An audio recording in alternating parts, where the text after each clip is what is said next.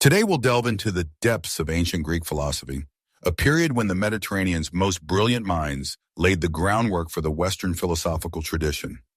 Let's imagine ourselves in the heart of ancient Athens, strolling through the Agora, a bustling hub of public life where citizens gathered for lively discussions about politics, philosophy, and the very nature of existence.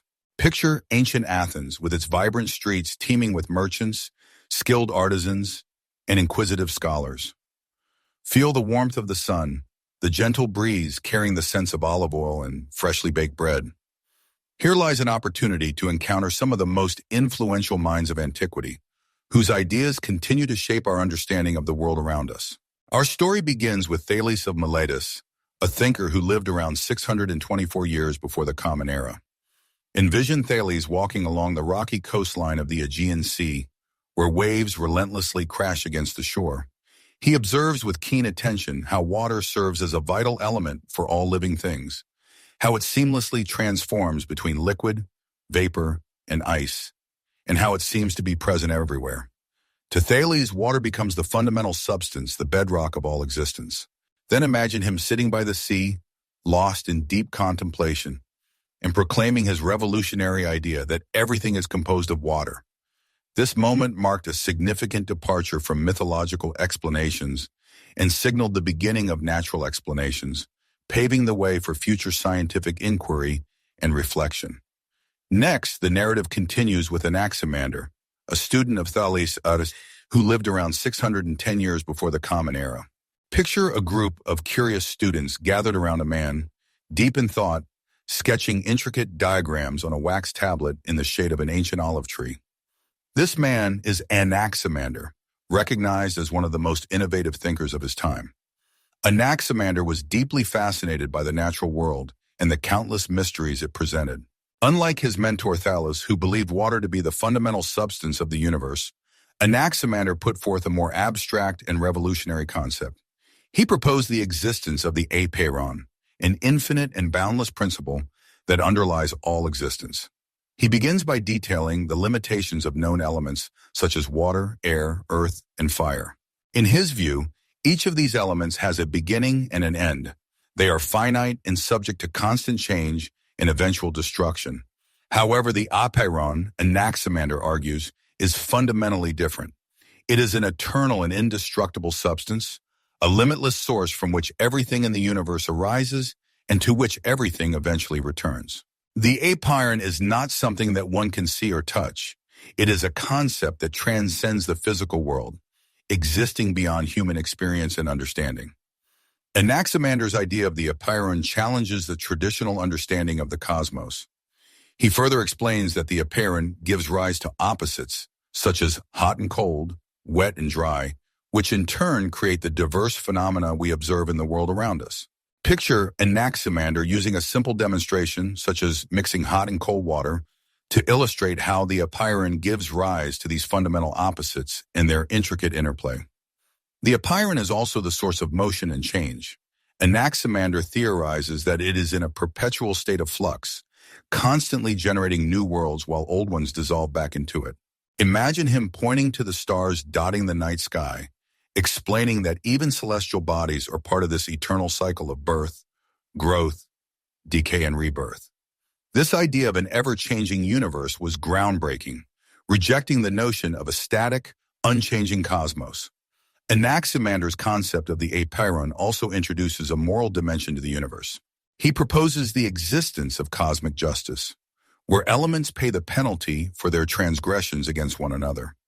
For example, when fire consumes wood, it must eventually give way to water, which extinguishes it. This balance of power maintains the harmony of the cosmos, with the apeiron acting as the ultimate arbiter of this cosmic justice. His thoughts are not mere abstract reflections, but deeply rooted in the world around him, inspiring his listeners to see the universe in a new light.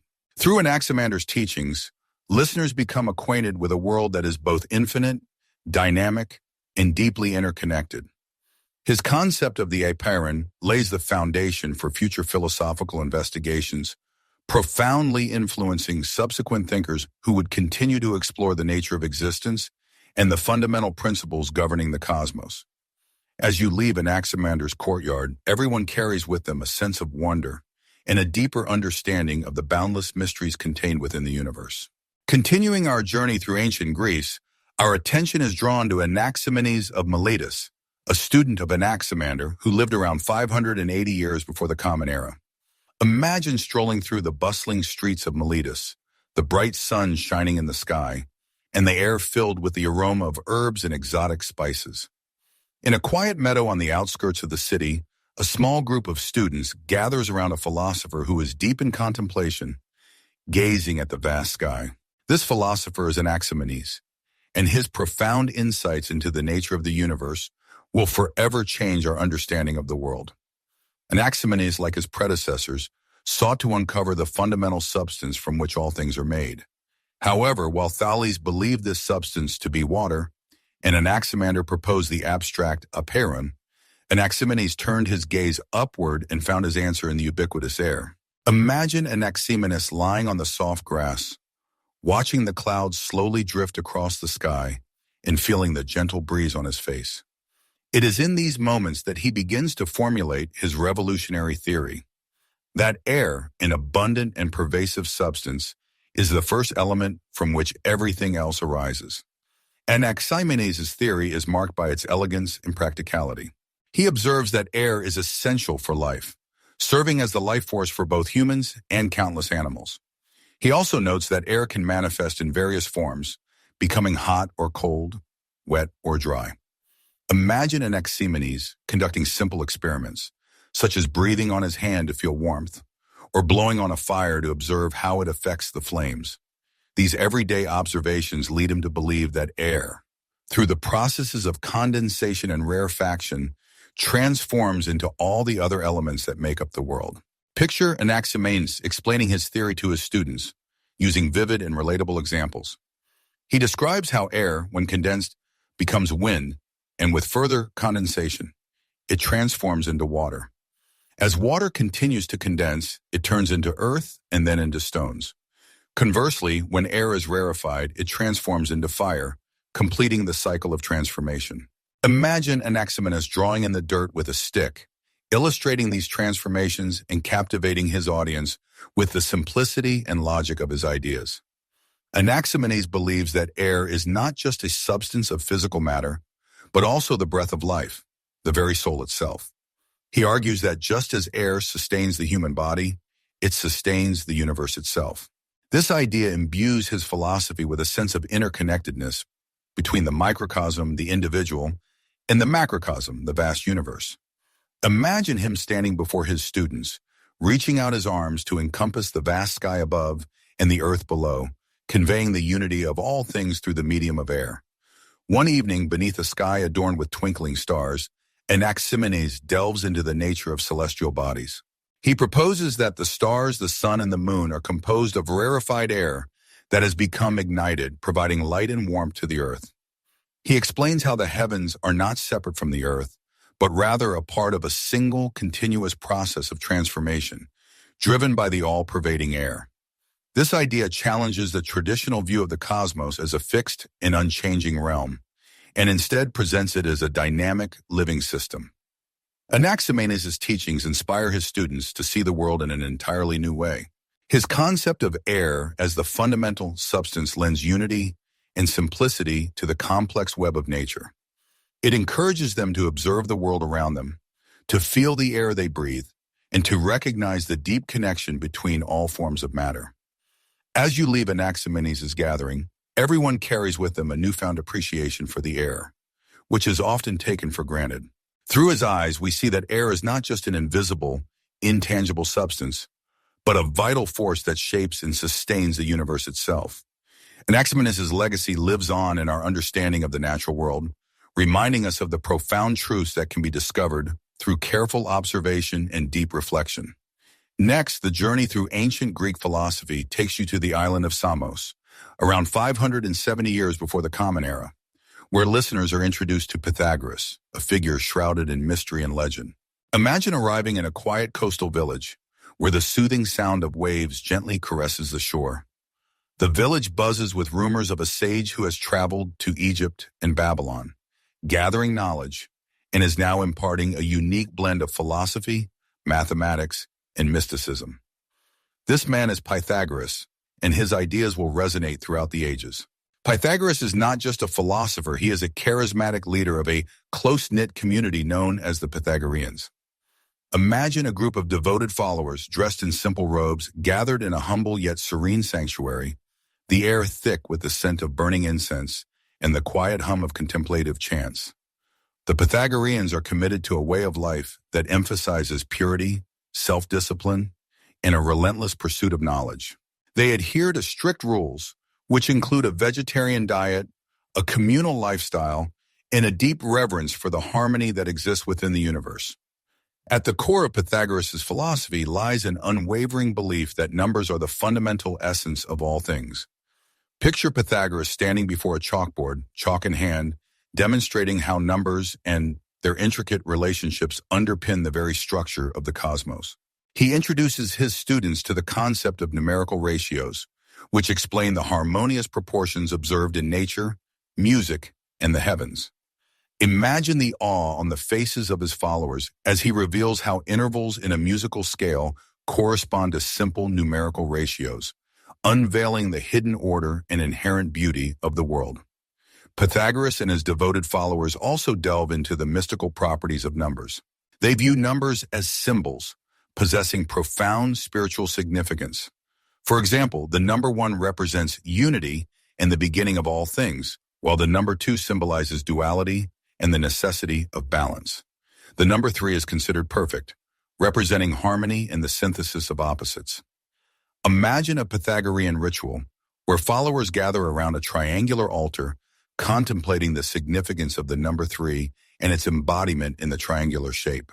One of Pythagoras' most renowned contributions is the Pythagorean theorem, which states that in a right-angled triangle, the square of the hypotenuse is equal to the sum of the squares of the other 2 sides. Imagine Pythagoras demonstrating this theorem to his students, using a sand table to draw precise geometric figures, showing how this mathematical principle applies not only to triangles but to the very fabric of the universe. Beyond mathematics, Pythagoras and his followers exhibit a deep interest in the nature of the soul and its journey through cycles of reincarnation. They believe that the soul is immortal and undergoes a series of rebirths, striving for purification and ultimately union with the divine. Imagine Pythagoras sitting with his devoted students around a crackling fire, sharing stories of past lives and invaluable lessons learned from each incarnation. This unwavering belief in the transmigration of souls inspires the Pythagoreans to lead lives of virtue, striving to break free from the cycle of rebirth and attain spiritual enlightenment. The community of Pythagoreans is also known for its secrecy and esoteric teachings. They form an exclusive society with initiation rites and strict codes of conduct. Imagine the excitement and reverence of a novice preparing for their initiation, studying sacred symbols and chants, and finally being welcomed into the inner circle where deeper mysteries are revealed. Through the teachings of Pythagoras, his followers begin to see the universe as a harmonious and interconnected whole, governed by the principles of mathematics and the divine order of numbers. They are inspired to seek knowledge, live ethically, and strive for spiritual purity, believing that by understanding the mysteries of the cosmos, they can attain a higher state of being. Leaving the sanctuary of the Pythagoreans, listeners carry with them a sense of wonder and awe at the intricate harmony that permeates the universe. Pythagoras' legacy lives on, reminding us that the pursuit of knowledge and the quest for spiritual enlightenment are inextricably linked, guiding us towards a deeper understanding of ourselves and the world around us. An exploration of ancient Greek philosophy leads us to the bustling city of Ephesus, around 500 BCE, where you meet Heraclitus, a thinker whose ideas are as enigmatic as they are profound. Imagine yourself wandering through the vibrant markets of Ephesus, where the air is thick with the aroma of exotic spices and the constant chatter of merchants fills your ears. Amidst the splendor of the city, in a quiet corner of a temple, shaded by towering cypress trees, sits a solitary figure, deeply engrossed in contemplation. This man is Heraclitus, known to his contemporaries as the weeping philosopher due to his melancholic nature and his profound belief in the transience of life. Heraclitus is a philosopher who sees the world through the lens of constant change and perpetual flux. Picture him walking along the banks of the river Caster, observing how the water endlessly flows, never remaining the same from one moment to the next. It is here that he formulates his famous doctrine of change, encapsulated in the phrase panta rhei, which means everything flows.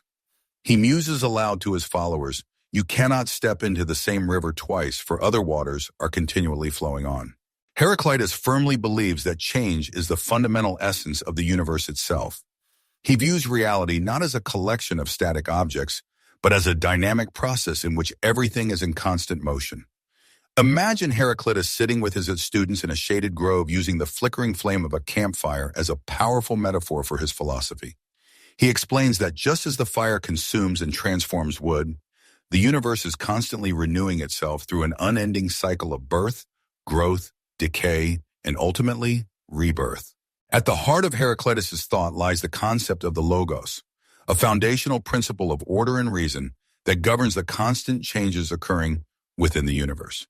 Imagine him pointing to the stars dotting the night sky, explaining how the logos ensures that, despite the seeming chaos, there is a rational structure that defines the cosmos itself. The logos is like an invisible thread that weaves through the fabric of reality, maintaining balance and harmony in the perpetual flow. Heraclitus' philosophy also extends to the realm of human experience. He teaches that conflict and opposition are integral aspects of life, catalysts for change and growth. Imagine him illustrating this idea with the image of a bow and a lyre, explaining how the tension between opposites, such as between the bowstring and its wooden frame, or between the strings of the lyre and its resonating body, creates harmony and deep balance.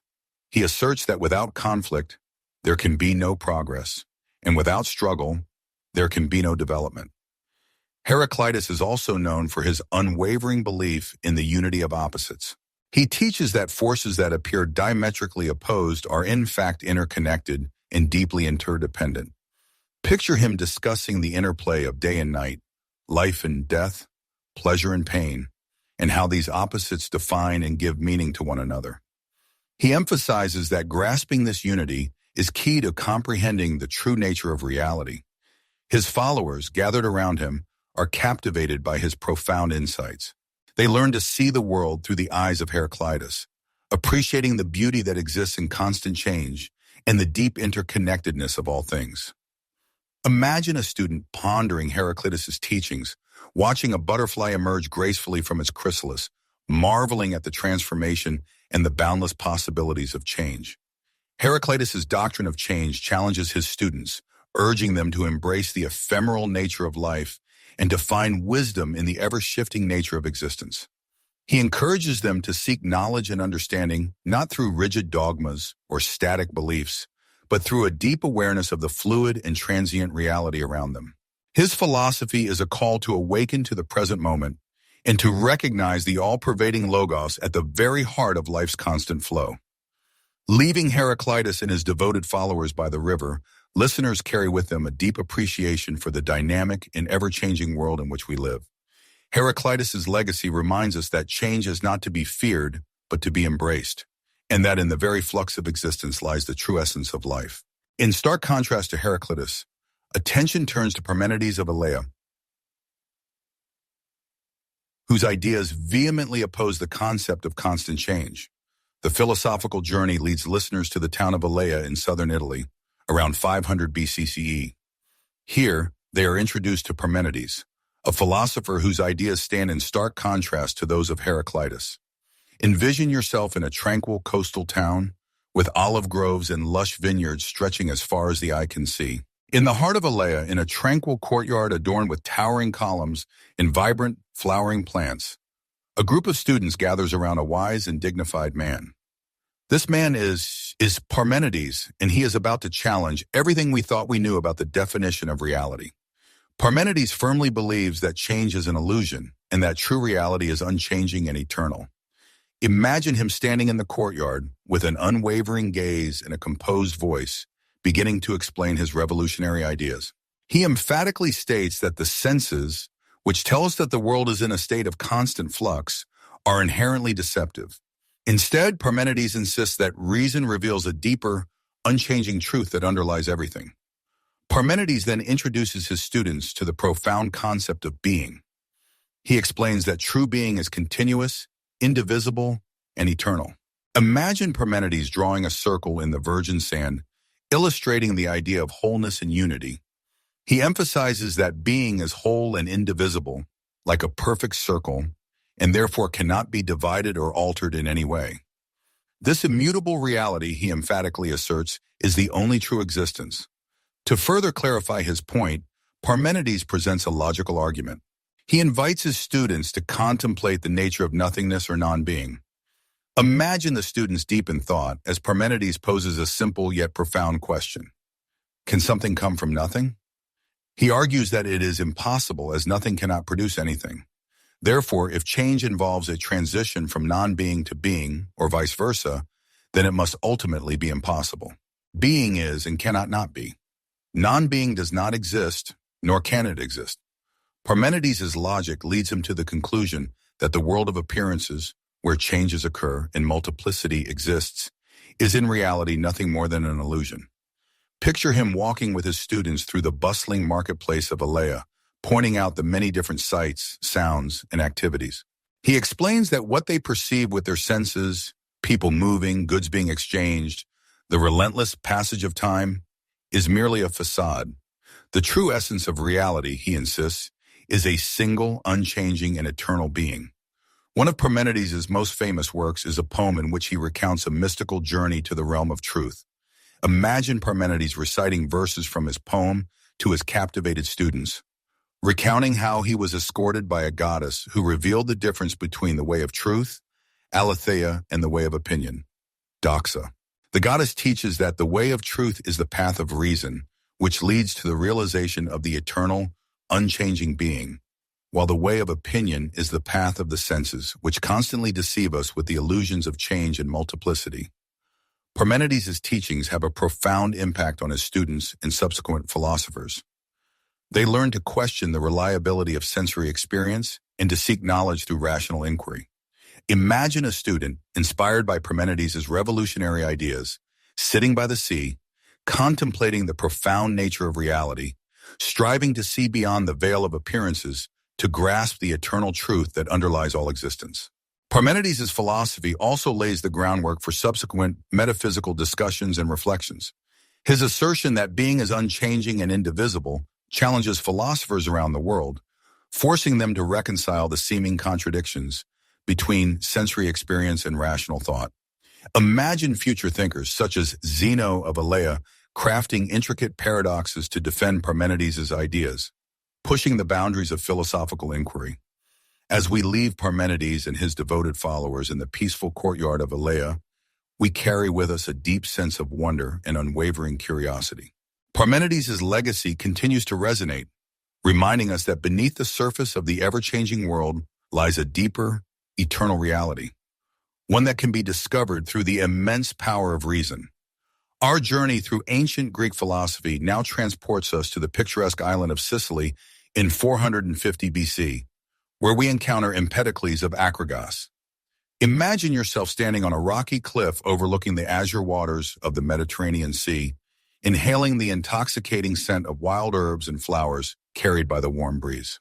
It is here, amidst the natural beauty of Sicily, that the philosopher, poet, and mystic Empedocles develops his theory of the four elements. Empedocles, a charismatic and multifaceted figure, believes that all matter in the universe is composed of four fundamental elements: earth, water, air, and fire. Envision Empedocles in flowing robes addressing a gathered audience in a spacious open-air amphitheater. With unwavering conviction and passionate belief in his theory, he begins to tell the story of these fundamental elements. He explains that these elements are the basic building blocks of everything that exists. Imagine him lifting a handful of earth, letting it flow freely between his fingers, then pointing to the waves of the sea, the clear blue sky, and the blazing sun. Each element, he tells his audience, possesses unique properties and characteristics. Earth is solid and stable, water is fluid and vital, air is light and necessary, and fire is transformative and full of energy. Empedocles' theory goes beyond simply defining these elements. He introduces the concept of two opposing but equally powerful forces, love, philia, and strife, nekos, which act upon them. Imagine Empedocles drawing a circle on the ground and dividing it into four distinct sectors, each accurately representing one of the four elements. He then uses his hands to demonstrate how love, the force of attraction and unity, brings the elements together, forming complex structures, while strife, the force of separation and discord, tears them apart. In Empedocles' world, these forces are in a constant state of flux, creating a dynamic and ever-changing universe. Imagine him using captivating imagery of a cosmic dance, where the elements act as partners, moving in harmony or conflict, guided by the eternal rhythms of love and strife. He enthralls his listeners with vivid descriptions of how towering mountains are formed, rivers flow, lush plants grow, and countless animals live, all thanks to the intricate interplay of these fundamental forces. Empedocles' philosophy extends to the realm of human experience as well. He teaches that each individual's body and soul are composed of the four elements, and that health and overall well-being depend on maintaining their delicate balance. Imagine him instructing his devoted followers on how to achieve inner harmony, using diet, regular exercise, and mindful meditation to align with the rhythms of nature. He emphasizes that understanding the elements and their complex interactions can lead to a deeper sense of unity with the universe and a more fulfilling life. Empedocles' ideas are not limited to mere theoretical reflections. He is also widely known for his mystical and religious practices. Picture him performing elaborate rituals in a sacred grove, invoking the elements and the divine forces that govern them. He claims to possess magical abilities, such as healing the sick and being able to influence the capricious weather, attributing these unusual abilities to his deep knowledge of the elements. One of Empedocles' most famous works is his poem on nature, where he sets out his cosmology and the profound principles of the four elements. Imagine him reciting verses from his poem to a captivated audience, describing the eternal cycle of birth, death, and ultimately rebirth, driven by the complex interplay of love and strife. His poetic language and vivid metaphors breathe life into abstract concepts, leaving his listeners in a state of wonder and genuine admiration. Leaving Empedocles and his followers on the sun-drenched shores of Sicily, we carry with us a profound understanding of the fundamental forces that shape the world.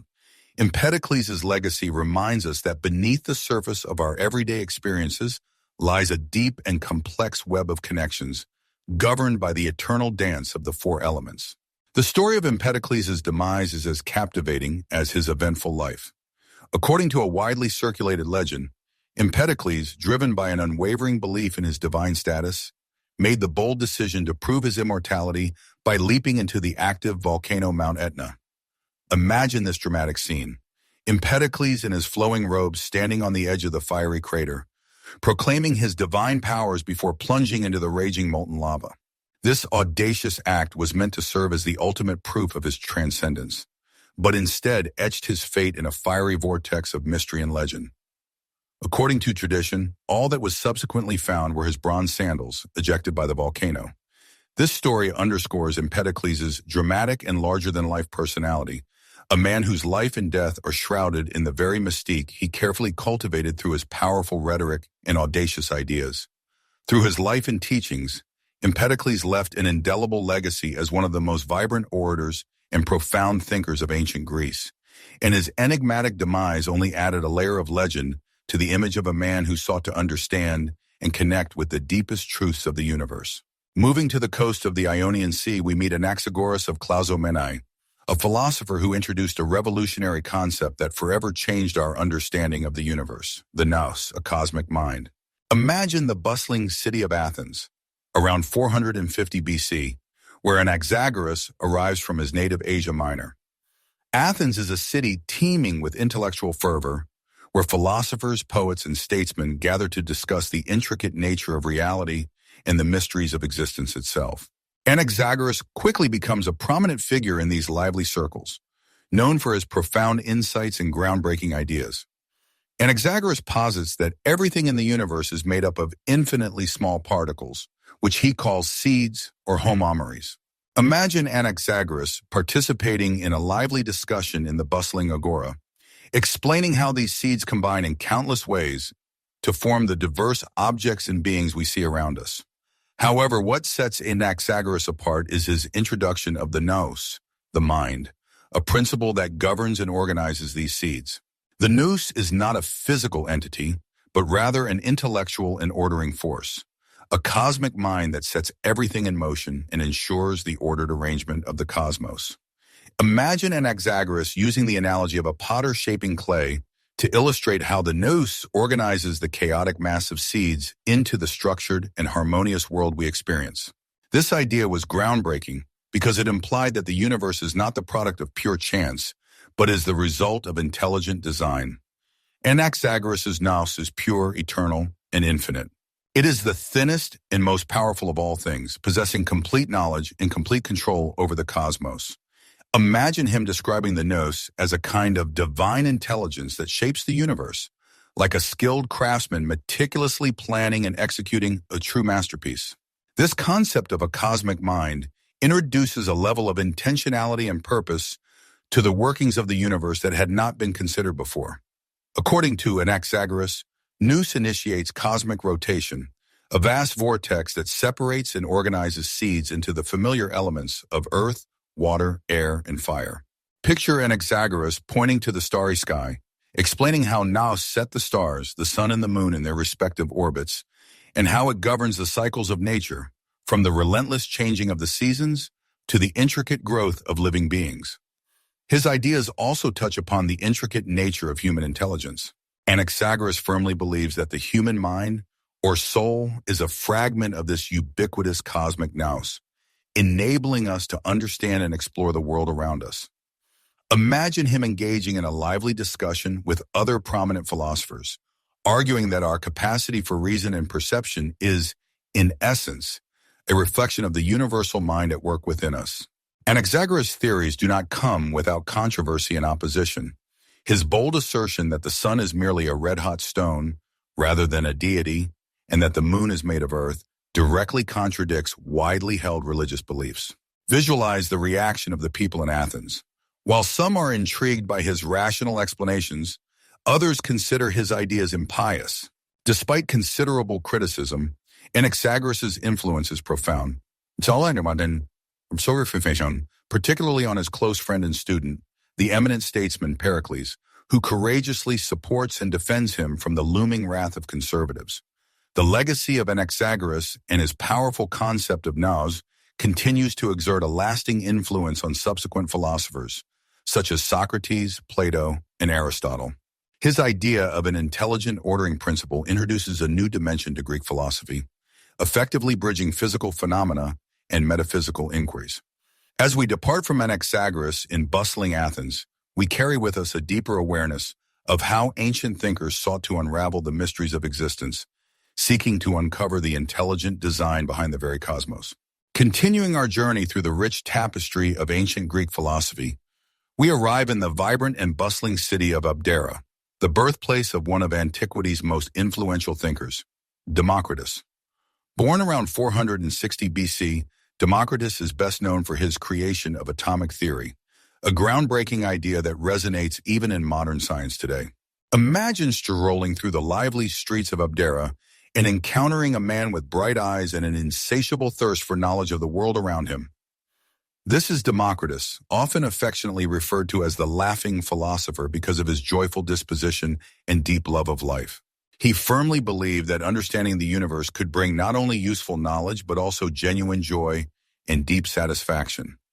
Democritus, building on the teachings of his respected predecessor, Leucippus, formulated the theory that everything in the universe is composed of tiny, indivisible particles known as atoms.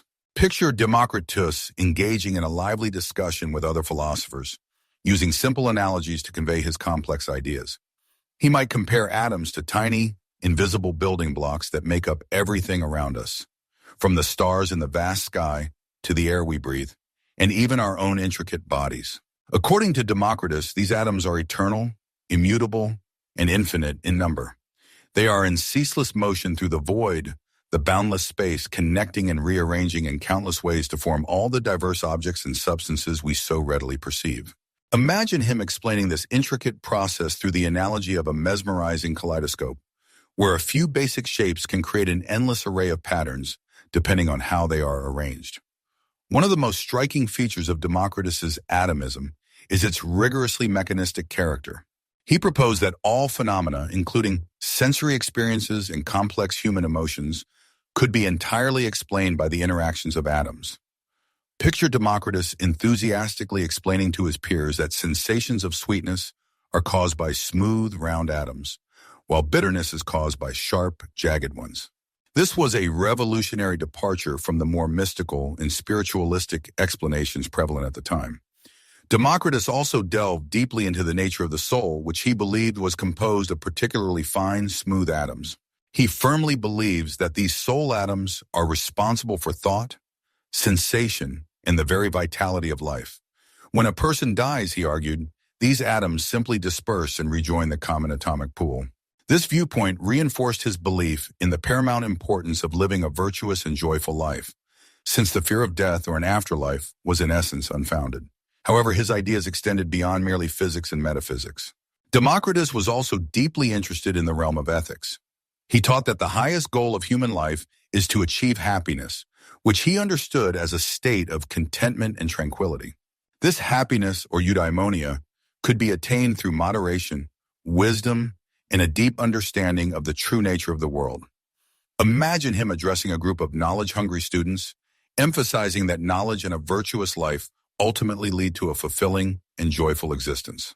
Despite the revolutionary nature of his theories, Democritus's work did not gain widespread acceptance during his lifetime.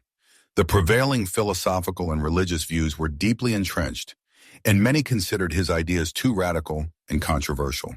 However, the seeds of his thought were to germinate much later, exerting a profound influence on the development of modern science and philosophy.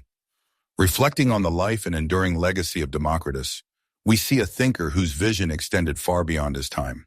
His atomic theory laid the groundwork for our modern understanding of the physical world, demonstrating the power of rational inquiry and an unwavering pursuit of knowledge.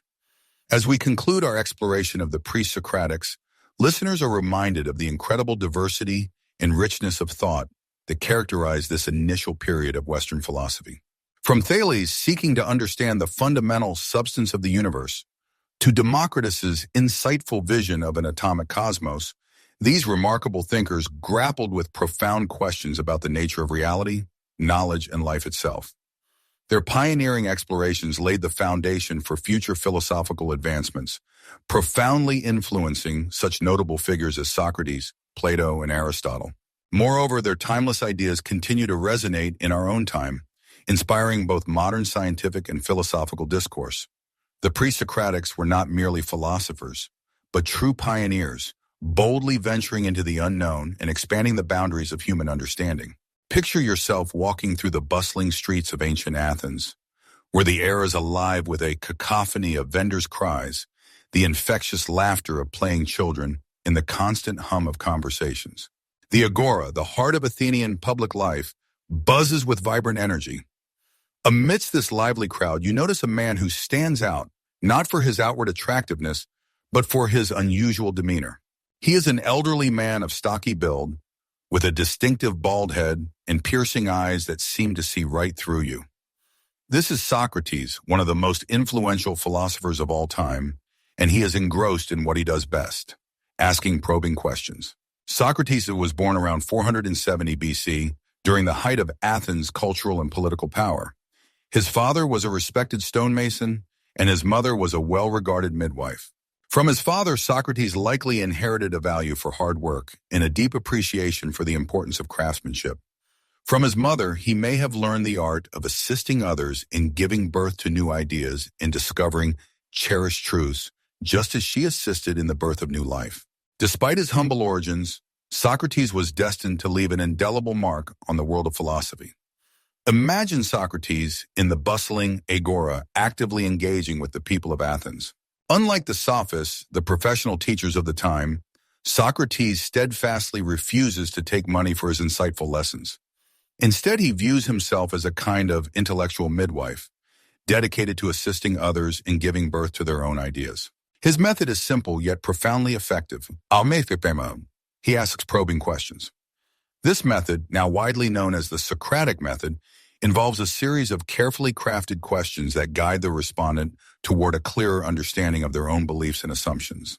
Through this intricate process, Socrates skillfully exposes contradictions and unveils deeper truths. Picture a typical scene in the Agora. A prominent politician stands proudly, surrounded by a group of his devoted followers. Socrates approaches and begins to ask questions. At first, the politician exudes self-assurance, but as Socrates' questions become increasingly incisive, his confidence begins to waver. Socrates might ask a simple question: what is justice? The politician provides a standard, commonly accepted answer, but Socrates continues to ask pointed questions, challenging underlying assumptions, and gradually establishing that the politician, in fact, does not understand the concept as well as he initially believed. This method can be disconcerting, even humiliating, but it can also be deeply enlightening. Socrates' questioning earned him the moniker of gadfly. Like a gadfly that stings a horse, prompting it to action, Socrates stirred the people of Athens from their complacency, compelling them to think more deeply about their lives and core values. He sincerely believed that such critical self-examination was essential for living a virtuous and fulfilling life. The unexamined life is not worth living, he declared, underscoring his unwavering belief that true happiness and virtue stemmed from constant self-reflection and spiritual growth. Despite his influence and popularity among many young Athenians, Socrates was far from universally loved. His probing questions often bewildered and irritated the city's powerful figures. They saw him as a grave threat to traditional values and the established social order. Socrates' method, aimed at exposing ignorance, was not merely an intellectual exercise. It was a direct challenge to the authority and prestige of Athenian leaders. The tension between Socrates and the leaders of Athens reached a dramatic climax in 399 BC, when he was brought to trial on trumped-up charges of impiety and corrupting the minds of the young. Picture the scene in the Athenian court. Socrates stands resolute before a jury composed of 501 citizens. His accusers, representing the conservative elements of Athenian society, argue that Socrates is a dangerous influence, undermining faith in the gods and misleading the younger generation with his radical ideas. Throughout the trial, Socrates remains steadfast and unrepentant. He uses this ordeal not to beg for mercy, but to further expound his profound philosophy. Imagine Socrates addressing the jury, calmly and rationally defending his actions. He explains that his philosophical pursuits are, in essence, a service to the city, a divine mission aimed at promoting moral and intellectual improvement. He vehemently asserts that he is not corrupting the youth, but rather inspiring them to think critically and seek truth. Socrates' defense is eloquent and compelling, but it fails to sway the majority of the jury. He is found guilty and sentenced to death by drinking a cup of poisonous hemlock. In his final moments, Socrates remains true to his core principles. Envision the scene in the dimly lit prison cell where Socrates' friends and disciples gather, heartbroken, pleading with him to escape and avoid his impending end. Socrates adamantly refuses, believing that escaping would violate his deeply held principles and undermine the laws of Athens, which he has always honored. As Socrates calmly drinks the poison, he continues to engage in lively conversation with his close friends, discussing the enigmatic, immortal nature of the soul and the profound essence of death itself. His demeanor remains calm and composed, even as the poison begins to take effect. Imagine the room filled with somber, yet respectful silence as Socrates, the gadfly of Athens, takes his final breath. His death serves as a profound testament to his unwavering commitment to his beliefs and his relentless pursuit of truth. Socrates' legacy lives on not through written works, but rather through the long-lasting impact of his ideas and the profound influence he had on his students and subsequent generations of philosophers. Plato, his most celebrated student, went on to immortalize the essence of Socratic thought and preserve his mentor's ideas through his famous dialogues. Aristotle, Plato's eminent student, further developed these ideas, laying a lasting foundation for Western philosophy. Reflecting on the life and legacy of Socrates, we see a man who dedicated his existence to the relentless pursuit of wisdom, willing to challenge the status quo and remain steadfastly true to his core principles, even in the face of imminent death. His remarkable story serves as a powerful reminder of the importance of critical thinking and the courage to question accepted norms. As we conclude our exploration of Socrates' life, we are left with profound respect for his deep contributions to philosophy and his enduring legacy. His life and instructive teachings continue to inspire and challenge contemporary thinkers, inviting each and every one to embrace the role of the gadfly in their own lives, asking profound questions, reflecting, and striving for a deeper understanding of themselves and the complex world around.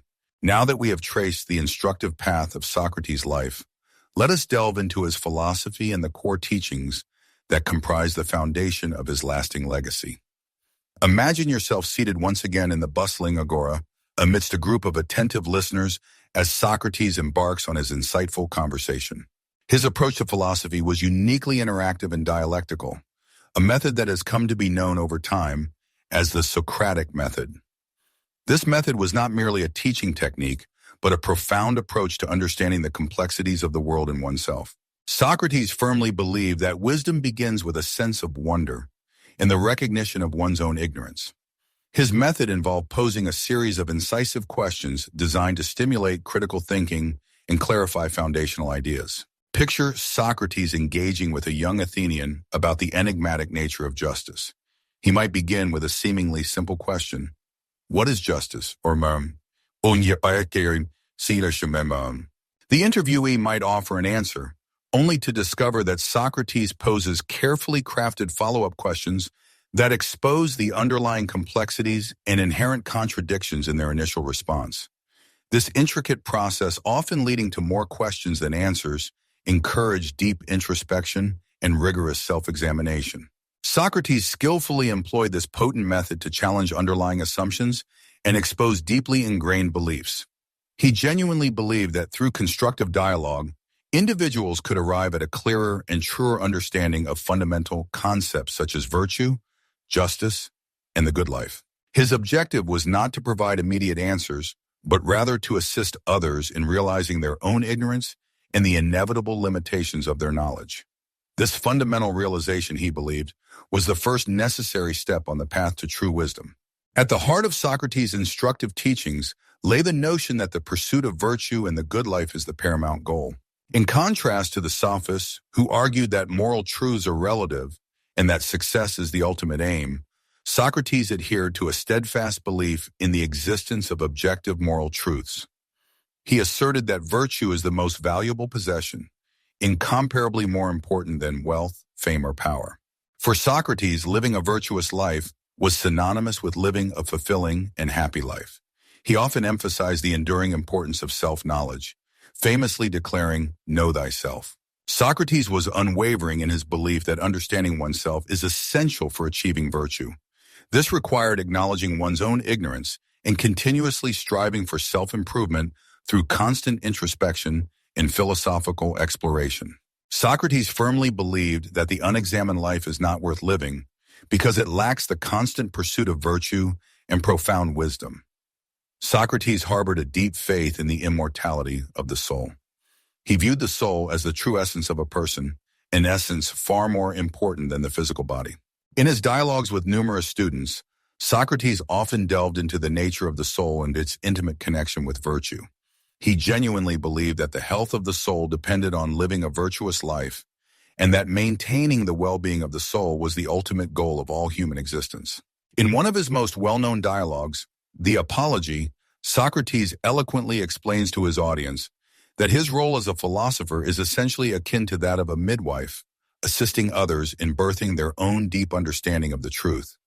He declares that his mission is sacred, entrusted to him by the gods themselves, to encourage and guide the residents of Athens to care for their souls and relentlessly pursue virtue. He believes that by carrying out this divine mission, he is providing a tangible benefit not only to individual people, but to the entire city of Athens. Socrates was famous for his assertion that knowledge is inherently equivalent to virtue. He argued that if a person truly understands what is right, they will naturally act justly.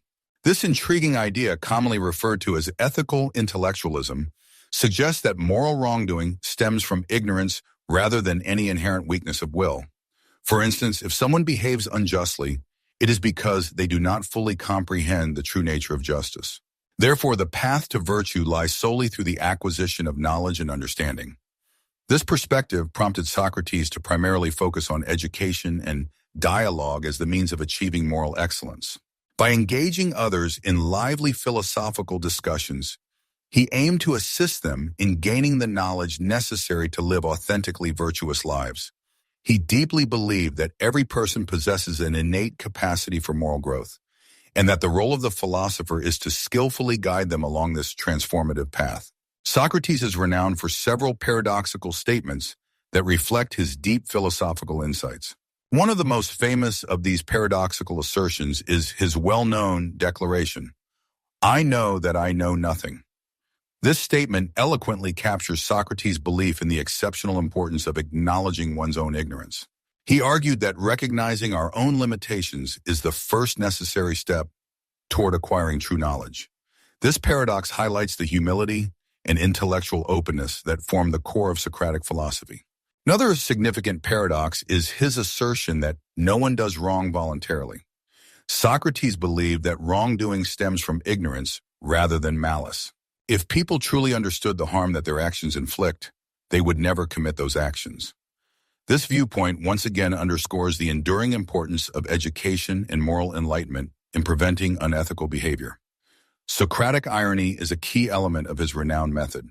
Socrates often feigned ignorance or professed to seek knowledge from others, while in reality, he skillfully guided the conversation to expose their own muddled misunderstandings.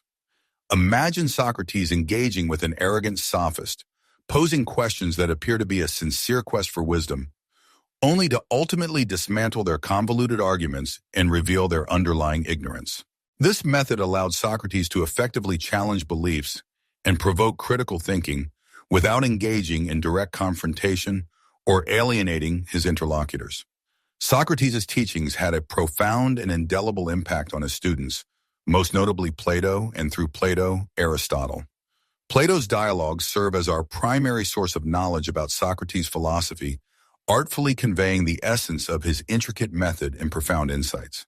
In these illuminating dialogues, Socrates often appears as the central character, engaging in thoughtful discussions on a wide range of philosophical topics. Plato further expanded on Socratic ideas to create his own coherent philosophical system, exploring the intricate nature of reality, knowledge, and the ideal state. Aristotle, Plato's eminent student, built upon these concepts, laying the foundation for a significant portion of modern Western philosophy. Through the enduring works of these great philosophers, Socratic thought continues to exert a profound influence on countless generations of thoughtful thinkers and dedicated scholars. Socrates' legacy rests upon his relentless pursuit of knowledge and uncompromising commitment to truth. His renowned method and insightful ideas have shaped the course of Western philosophy and continue to inspire critical thinking and ethical reflection. Socrates' unwavering commitment to virtue, his firm belief in the paramount importance of self-knowledge, and his sober recognition of the limitations of human understanding remain as relevant as ever in the world we inhabit today. As we conclude our exploration of Socrates' philosophy, we are reminded of the power of inquiry and the immense value of examining our own lives. Socrates' life and illuminating teachings beckon us to relentlessly pursue wisdom, embrace humility, and strive for a deeper understanding of ourselves and the world around us. His enduring legacy serves as a beacon for all who aspire to lead lives filled with genuine meaning and virtue. Envision yourself in ancient Athens, strolling through the bustling streets teeming with merchants, skilled artisans, and philosophers engaged in captivating debates. Among these many thinkers, a figure stands out with a remarkable blend of intellectual rigor and groundbreaking insights: Plato. As a devoted student of Socrates and an influential teacher of Aristotle, Plato left a profound and lasting impact on Western thought. In this detailed exploration, we will delve into the life, philosophy, and enduring legacy of Plato, who is often affectionately referred to as the philosopher king. Plato was born around 427 before Common Era into an aristocratic family in prosperous Athens. His birth name was Aristocles, but he later became known as Plato, meaning broad, possibly due to his impressively broad shoulders. Growing up during the tumultuous times of the Peloponnesian War, Plato experienced firsthand the political instability and widespread social unrest that were tearing Athens apart. From a young age, Plato was immersed in a rich cultural environment, receiving a comprehensive education that included subjects such as poetry, music, and gymnastics, which were standard for Athenian boys of his high social standing. However, his intellectual aspirations truly began to blossom when he encountered the enlightened guidance of Socrates. Under Socrates' influence, Plato developed a profound interest in philosophy, particularly ethics, politics, and the elusive nature of knowledge. Socrates' approach of asking probing questions and his steadfast commitment to the relentless pursuit of truth had a profound impact on the impressionable Plato. When Socrates was unjustly executed in 399 before Common Era, Plato was devastated. This tragic event marked a turning point in his life, prompting him to leave Athens and embark on a journey through various parts of the Mediterranean. During his extensive travels, Plato absorbed a wide array of diverse cultural and philosophical perspectives, which later exerted a significant influence on his own complex ideas. The unjust trial and untimely death of Socrates left an indelible scar on Plato's soul. It not only inspired him to write eloquent works about his revered mentor, but also solidified his deep skepticism of democracy, which he firmly believed was responsible for Socrates' unjust execution. This skepticism would later resonate throughout his insightful political philosophy. Upon his return to Athens in approximately 380 before Common Era, Plato established the renowned Academy, one of the earliest institutions of higher learning in the Western world. Nestled in a serene grove dedicated to the hero Academus, the Academy attracted students from all over the Greek world. It served as a prominent center for philosophical inquiry and advanced education for nearly 1,000 years, influencing countless generations of distinguished thinkers. At the Academy, Plato taught a wide range of subjects, including philosophy, mathematics, and astronomy. His teaching method involved engaging dialogues, reminiscent of Socrates' technique of asking probing questions, encouraging students to think critically and participate in intense debates. The Academy soon blossomed into a hotbed of intellectual exploration, laying the groundwork for many of Plato's most significant and influential works. One of Plato's most significant contributions to the field of philosophy is his renowned theory of forms. According to this intricate theory, the material world that we perceive through our senses is merely a faint shadow of a higher, unchanging reality. This higher reality consists of abstract entities called forms or ideas that are inherently perfect and eternal. For instance, consider the fundamental concept of a circle. Any circle that we draw in the physical world will inevitably be imperfect, but the form of the circle is a perfect abstract entity that exists outside of time and space. Similarly, fundamental concepts such as justice, beauty, and virtue each have their own corresponding forms, representing their true essence. Plato argued that true knowledge stems not from fleeting sensory experiences, but rather from intellectual insight into these eternal forms. This transcendent idea is vividly illustrated in his thought-provoking allegory of the cave, found within his renowned Republic. In this intricate allegory, prisoners are chained within a dark cave facing a blank wall. Behind them, a fire burns, and between the fire and the prisoners, a parapet runs along which puppeteers walk. The puppeteers, remaining behind the prisoners, cast shadows onto the wall, which the prisoners mistake for the only reality available to them. One of the prisoners eventually escapes from the cave, and after a long and arduous journey, emerges into the outside world, where he encounters for the first time the true source of the shadows being cast, the radiant sun. This transformative journey symbolizes the philosopher's ascent from the opaque darkness of ignorance to the shining light of knowledge, from the world of fleeting appearances to the profound realm of eternal forms. Upon returning to the cave to liberate his fellow prisoners, the now enlightened prisoner is met with disbelief and outright hostility.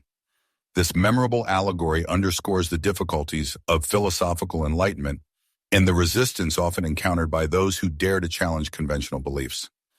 It also highlights the transformative power of education and the philosopher's compelling duty to share their insightful ideas with others, even at the risk of their own safety. Plato's philosophical ideas are primarily conveyed through his well-written and thought-provoking dialogues. Dramatic written works depicting Socrates engaging in lively conversations on a multitude of diverse topics. Some of the most renowned and widely studied dialogues include The Republic, a comprehensive exploration of justice, the ideal state, and the central role of the philosopher king. Phaedrus delves into the complex topics of love, rhetoric, and the mysterious nature of the soul.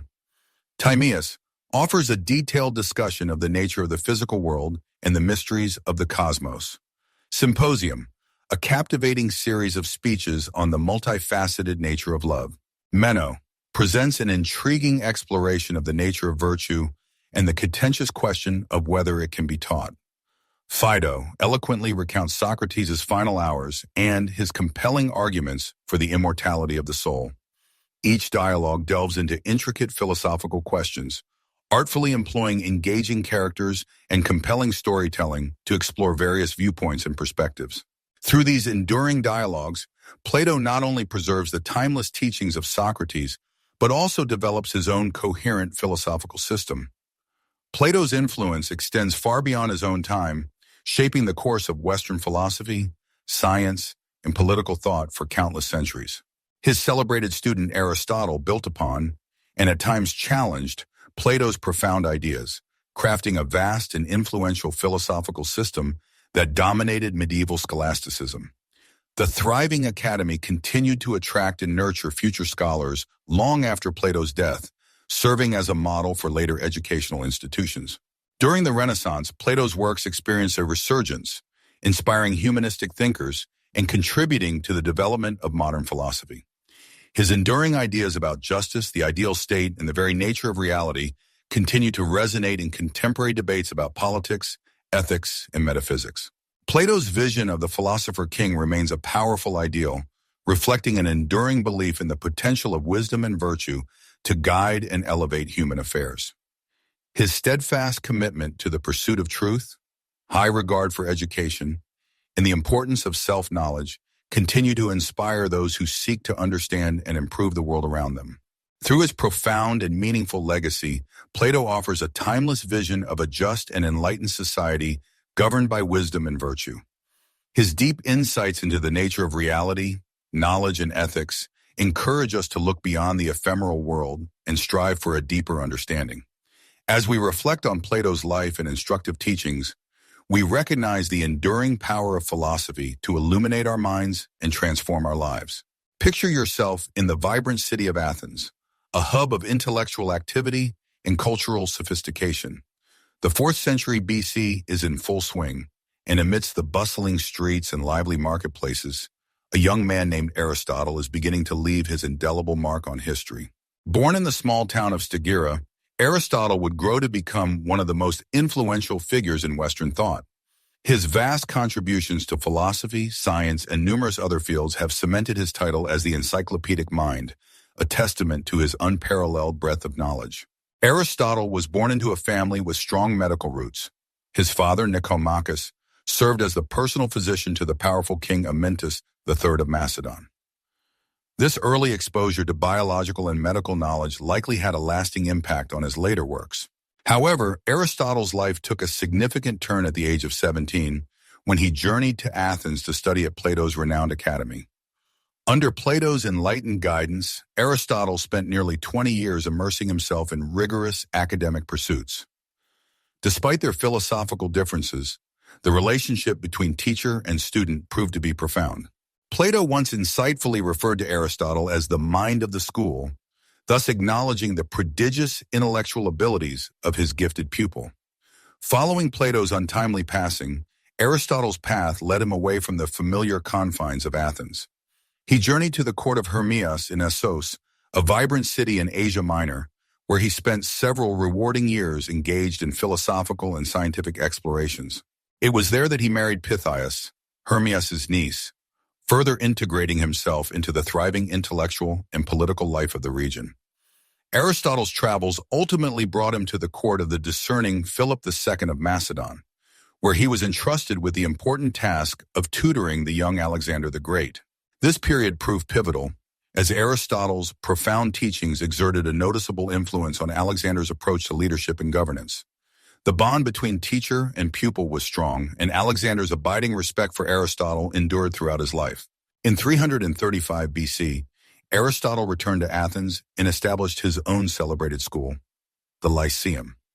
In contrast to Plato's elitist academy, the Lyceum distinguished itself with a characteristic emphasis on empirical research and meticulous observation. Aristotle and his dedicated students, known as peripatetics, conducted extensive investigations in a wide range of subjects, while leisurely strolling and engaging in lively discussions of ideas within the covered walkways of the Lyceum. Aristotle's approach to learning was systematic and all-encompassing. He meticulously gathered data, classified information, and sought to understand the natural world through careful observation and rigorous logic. This empirical method laid a strong foundation for modern scientific thought, positioning Aristotle as a pioneer in many disciplines.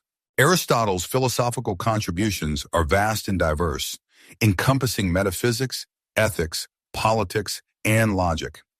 His works often began with a critical analysis of his predecessors' writings, including Plato's, and evolved into extensive treatises that addressed fundamental questions of existence and knowledge.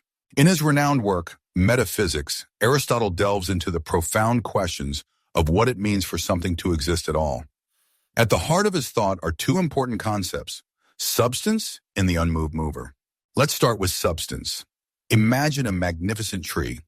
Aristotle would argue that the tree is a substance because it exists independently and can undergo numerous changes, such as growing or losing leaves, while still remaining the same tree. Substance, according to Aristotle, is what underlies everything that exists. It's like the foundational basis of something that remains constant, even as its appearance or state changes. Every substance has two inherent parts, matter and form. Matter is the physical substance that makes up the substance, such as the wood that makes up the tree.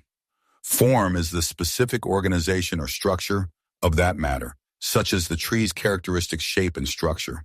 Together, matter and form constitute what the tree ultimately becomes. Now let's move on to the concept of the unmoved mover. Aristotle insightfully observed that everything in the world is in constant motion or change. Leaves gently fall, rivers continuously flow, people continuously grow and age. But he raised a profound question: what initially caused all this motion in the first place? Aristotle firmly believed that there had to be a first cause, something that initially set everything in motion while itself not being moved or changed in any way. This is the essence of the unmoved mover. Imagine the first domino that is lined up and ready to fall, causing a chain reaction. But that first domino is never moved or acted upon. It is simply always there, initiating the sequence of motion. The unmoved mover, according to Aristotle, is pure actuality, meaning that it is fully realized and cannot undergo any change because it is already perfect. It is eternal and unchanging, existing beyond time and space. Aristotle also considered it the ultimate purpose or destination towards which everything in the universe strives. It is like a magnet towards which everything is ultimately drawn.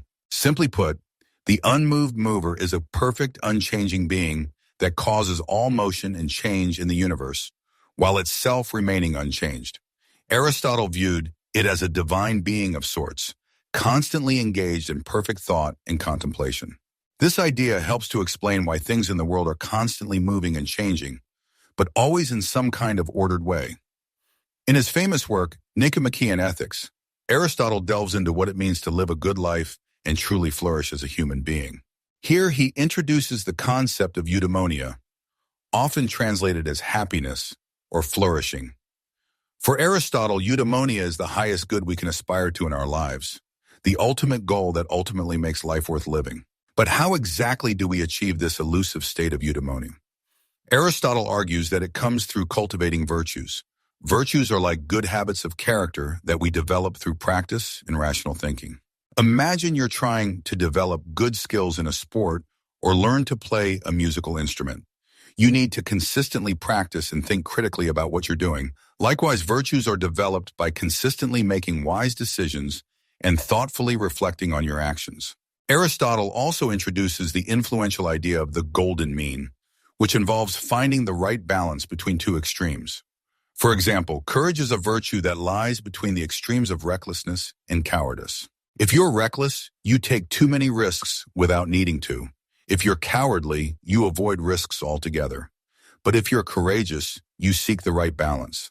You take reasonable risks, but also know when to be cautious. It's this artful balancing act that is the golden mean. So, according to Aristotle, living a life worthy of a human being involves striving for eudaimonia, developing virtues and finding this elusive balance in your actions. It means making conscious decisions and striving for that perfect golden state between too much and too little in everything we do. That's how we can truly flourish and lead fulfilling, happy lives. In his important work, Politics, Aristotle skillfully carries the insightful ideas that he had consistently developed in his ethical theory over to the intricate questions of the organization and purpose of the state. He sincerely believes that, like individual people who relentlessly pursue eudaimonia, or genuine happiness and flourishing, the state itself exists to help its citizens in achieving that cherished good life. For Aristotle, the state is not simply a place where people coexist peacefully. It is a thriving community that plays a crucial role in assisting people in living good lives. It is for this very reason that Aristotle meticulously explores various forms of government to determine which one best supports the good life for its citizens. He carefully considers different systems, including monarchy, ruled by one, aristocracy, ruled by the select few best, and democracy, ruled by the majority. Each form of government has its own set of strengths and weaknesses, and Aristotle is extremely interested in how these can be effectively combined to create the most effective form of governance. He eloquently argues in favor of a mixed government, which skillfully combines elements of monarchy, aristocracy, and democracy. The basic idea here is to balance these different forms in such a way that the government can fully take advantage of their individual strengths while cleverly avoiding their inherent weaknesses. For instance, a monarchy might offer strong and decisive leadership. An aristocracy could ensure that the wisest and most competent individuals hold positions of power. A democracy might guarantee that the interests of the majority are duly considered. Aristotle's vision of mixed governance has had a profound impact on subsequent political thought, demonstrating how various forms of government can be combined to create a more stable and just society. He firmly believed that this carefully balanced approach would help the state achieve its primary goal, which is to promote a good life for all its citizens, enabling them to thrive and live together harmoniously. Aristotle is often rightly hailed as the father of formal logic, and his groundbreaking contributions to this field have shaped how we think and reason for centuries. His body of work, collectively known as the Organon, has become a cornerstone of deductive reasoning and syllogistic logic. These terms might sound complex, but at their core, they are about how to construct logical arguments and draw sound conclusions, relying on available information. Within the Organon, Aristotle introduces the intriguing concept of syllogisms. A syllogism is a type of logical argument where you start with two statements, known as premises, and from these you derive a third statement, known as the conclusion.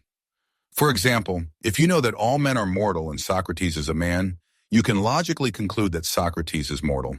This simple yet powerful form of reasoning enables us to build complex arguments and identify truth in a structured manner. Aristotle's logical system became the standard method for scientific and philosophical inquiry for countless ages. He provided a clear framework for scholars who needed to understand the world and communicate their findings. By establishing rules for logical thought and effective argument construction, Aristotle helped ensure that discussions were based on reason and concrete evidence, rather than emotion or faulty assumptions. The impact of Aristotle's work on logic is vast and far-reaching. It not only influenced how people engaged in science and philosophy in ancient times, but also laid a solid foundation for the development of modern logic and analytical thinking. His groundbreaking insights into how to build and evaluate arguments remain central to disciplines as diverse as mathematics, computer science, and law. In essence, Aristotle armed us with the necessary tools to think about the world more clearly and systematically, making him a truly pivotal figure in the history of human thought. Aristotle's biological works, including his influential History of Animals, Parts of Animals, and Generation of Animals, underscore his empirical approach to the study of nature. Unlike some of his predecessors, who mainly relied on speculation and imagination, Aristotle firmly believed in understanding living things through direct observation and hands-on investigation. He personally dissected animals, meticulously observed their development from birth to maturity, and diligently recorded his detailed observations. In these pioneering works, Aristotle skillfully categorized animals into various genera and species based on their shared characteristics. He was among the very first to make a significant attempt to systematically classify living organisms. For instance, he insightfully observed that some animals have blood while others do not, leading him to distinguish between vertebrates and invertebrates. This method of classification, although not entirely accurate by modern standards, nonetheless represented a significant step forward in the study of biology. Overall, Aristotle's empirical method was groundbreaking for his time. He sought to understand the intricate anatomy and specific functions of various body parts, asking profound questions about why animals possess particular traits and how these traits help them survive and thrive in their environments. This approach enabled him to make a wealth of detailed and often pioneering observations about the animal world, some of which would eventually lay the groundwork for future biological studies. Aristotle's work in biology demonstrated a striking combination of careful observation and deep theoretical insight. Through dissecting animals and meticulously examining their parts, Aristotle gathered empirical data that he then used to formulate more general and comprehensive theories about life itself. This powerful method of combining hands-on investigation with in-depth theoretical analysis became a veritable cornerstone of scientific inquiry.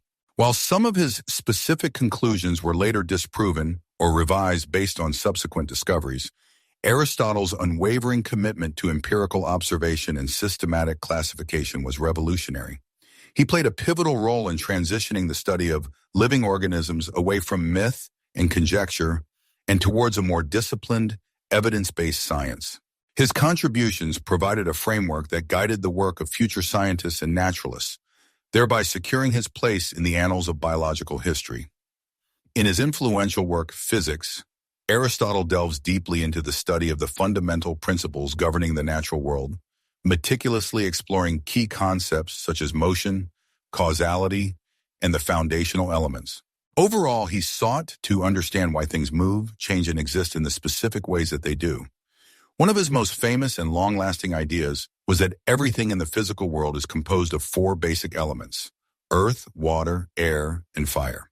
Aristotle believed that each of these elements has its own natural place in the universe and possesses specific inherent tendencies that dictate how they interact with one another. For example, he posited that earth and water naturally move downwards towards the center, while air and fire tend to move upwards toward the periphery. This idea explained why objects like rocks fall to the ground and why smoke and flames rise into the sky. Aristotle also theorized that everything in nature is in a constant state of change, driven by internal principles that push things toward their natural state or inherent purpose. When it comes to motion, Aristotle proposed two distinct categories: natural and forced. Natural motion occurs when something moves according to its own nature, such as an apple naturally falling from a tree. Forced motion, in contrast, occurs when something is made to move against its natural state, such as a rock that someone throws into the air. This complex concept of understanding motion was revolutionary for its time and ultimately laid the foundation for future scientific inquiries. In the realm of causality, Aristotle developed the influential idea of the four causes: the material cause, what something is made of; the formal cause, its structure or design; the efficient cause, how it comes into being; and the final cause, its purpose or ultimate aim. These four causes represented Aristotle's way of explaining not only how things come into existence, but also why they exist in the specific ways that they do. Although later thinkers such as Sir Isaac Newton challenged and revised some of Aristotle's ideas, particularly regarding motion and causality, Aristotle's work in physics laid the groundwork for future scientific thought.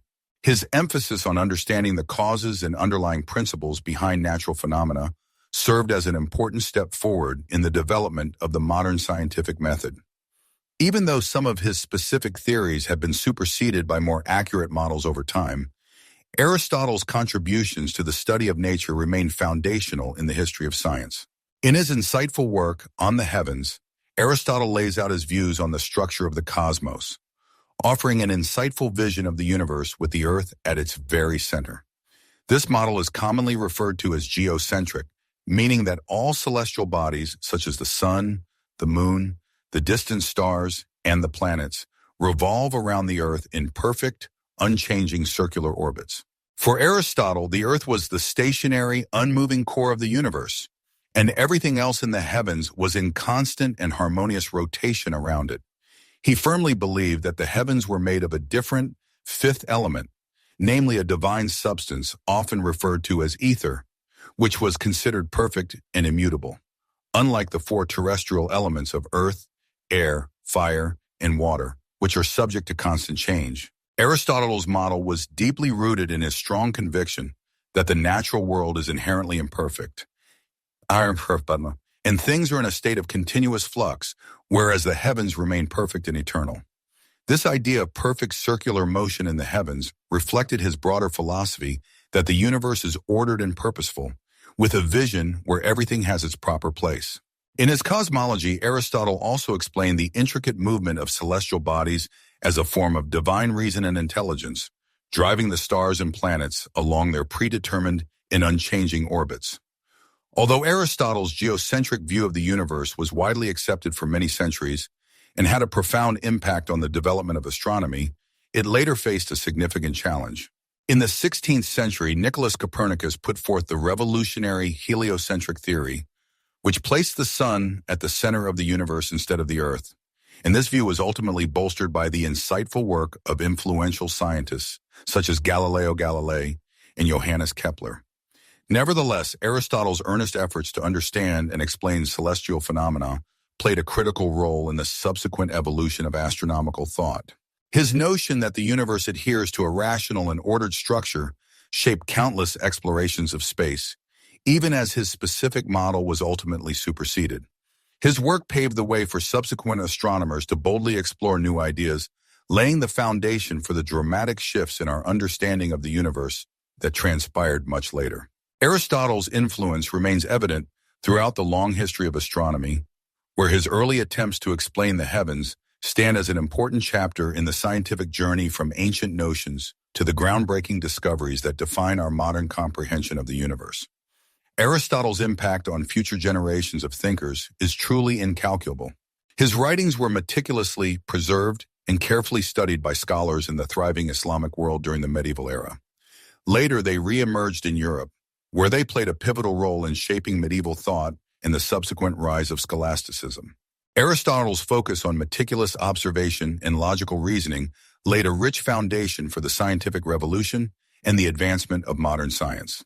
In philosophy, his profound insights have continued to spark debate and close examination for centuries.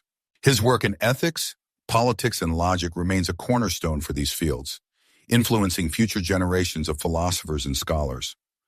Looking back on the enduring legacy of Aristotle, we see more than just another philosopher. He was a true polymath whose insatiable curiosity and cognitive intellect spanned all realms of human knowledge.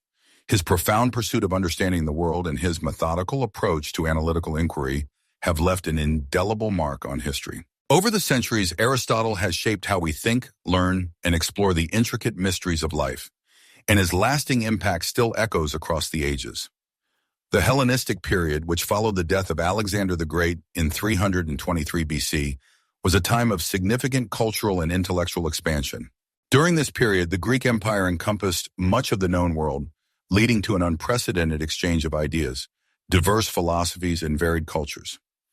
It was this exciting era that gave rise to several influential schools of philosophy, which responded to the changing social and political landscapes, offering new profound insights into how to lead a good life, find inner peace, and navigate the inevitable uncertainties of a rapidly changing world.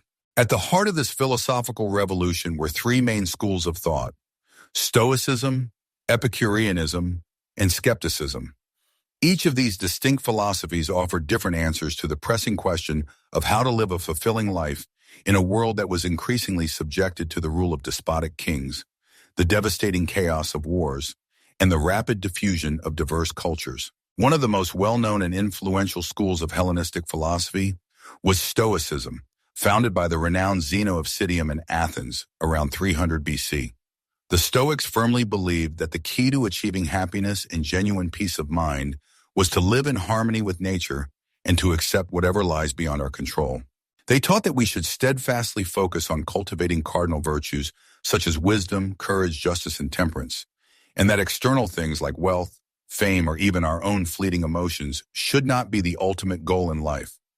According to the Stoics, only our actions and thoughts are truly within our control, and by practicing unwavering self-discipline and rationality, we can ultimately achieve inner peace and extraordinary tranquility.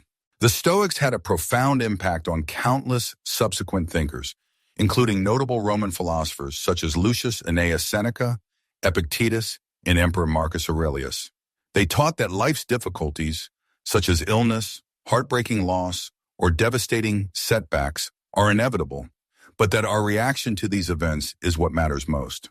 Through a potent combination of reason and unwavering acceptance, a Stoic believed it was possible to remain unperturbed in the face of life's most terrible storms.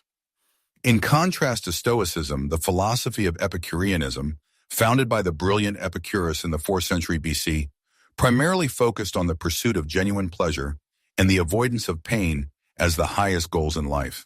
However, Epicurus was not advocating for unrestrained indulgence or hedonistic pursuits, but rather for the cultivation of simple pleasures, the enjoyment of the immeasurable benefits of friendship, and the tireless pursuit of knowledge. He firmly believed that the key to achieving true happiness was the absence of both physical and mental pain, and that individuals should strive to live a modest and moderate life, engage in self-reflection, and find solace in intellectual pursuits. For the Epicureans, pleasure consisted of achieving a state of tranquility and freedom from anxiety, particularly the all-pervasive fear of death and the wrath of the gods. Epicurus taught that the gods are completely indifferent to human affairs, and that death is simply the end of consciousness, so there is no reason to fear it.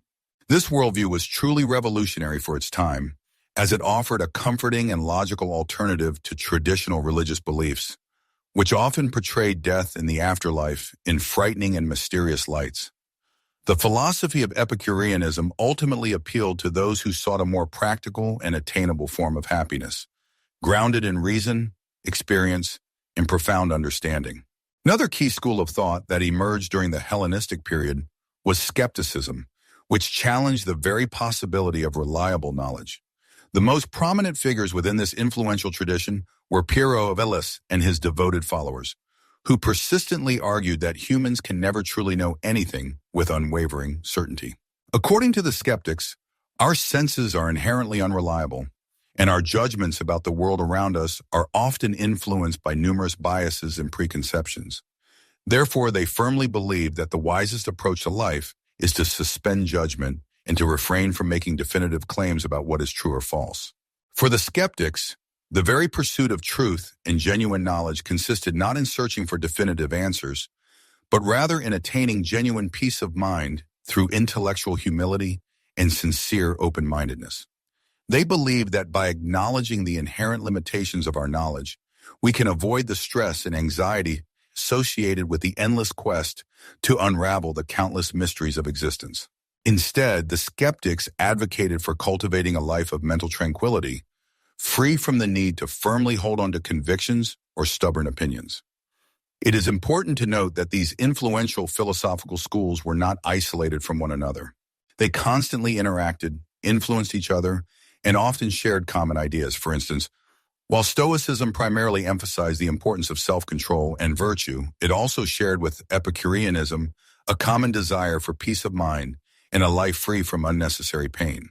Similarly, skepticism and Stoicism both valued the importance of reason and honest self-reflection, even though they diverged on their fundamental views regarding the nature of knowledge and certainty. The Hellenistic philosophers were also deeply interested in the poignant issues of ethics, politics, and the nature of the self. As the ancient Greek world gave way to a more cosmopolitan and fragmented imperial world of Alexander's successors, these insightful thinkers sought to offer useful answers to important questions about how one should live in a world marked by escalating uncertainty, unprecedented diversity, and ongoing political upheaval. Their instructive teachings represented a direct response to the loss of the polis as a central organizing principle of life, offering new ways for individuals to find much-needed stability, purpose, and meaning in a rapidly changing world. Through their enduring teachings, the Hellenistic philosophers left a profound legacy. Their insightful ideas about ethics, the ephemeral nature of knowledge, and the perpetual pursuit of happiness not only influenced subsequent philosophical traditions, but also had a profound impact on early Christian thinking, as many early Christian writers and thinkers deeply engaged with the works of the Stoics and Epicureans. As we reflect on the teachings of these influential philosophers, we see that despite the dramatic changes that defined the Hellenistic era, many of the questions they raised about the nature of happiness, the purpose of life, and the role of reason in human existence remain deeply relevant in the complex world we inhabit today. Their timeless ideas offer us valuable insights into how we can navigate the many complexities of our own lives and find inner peace in a world that often seems beyond our control. As we conclude our exploration of the rich tapestry of ancient Greek philosophy, take a moment to reflect on the indelible impact that these brilliant thinkers have had. Their groundbreaking ideas have shaped how we think about everything from practical science and volatile politics to profound ethics and the most mysterious nature of existence. Imagine a vivid picture of ancient Greece, a vibrant place where philosophy was not simply something people studied at a university, but rather a genuine way of life. The questions once posed by the visionary Socrates, the ingenious Plato, the influential Aristotle, and the eminent Hellenistic philosophers still resonate vividly today, prompting us to deeply reflect on our own lives in the tireless pursuit of wisdom. Thank you for joining this journey through the realm of ancient Greek philosophy. As you continue on your path, remember the timeless wisdom of these great philosophers. May their brilliant insights and profound teachings inspire you to continue your pursuit of knowledge, wisdom, and deep understanding in your own life.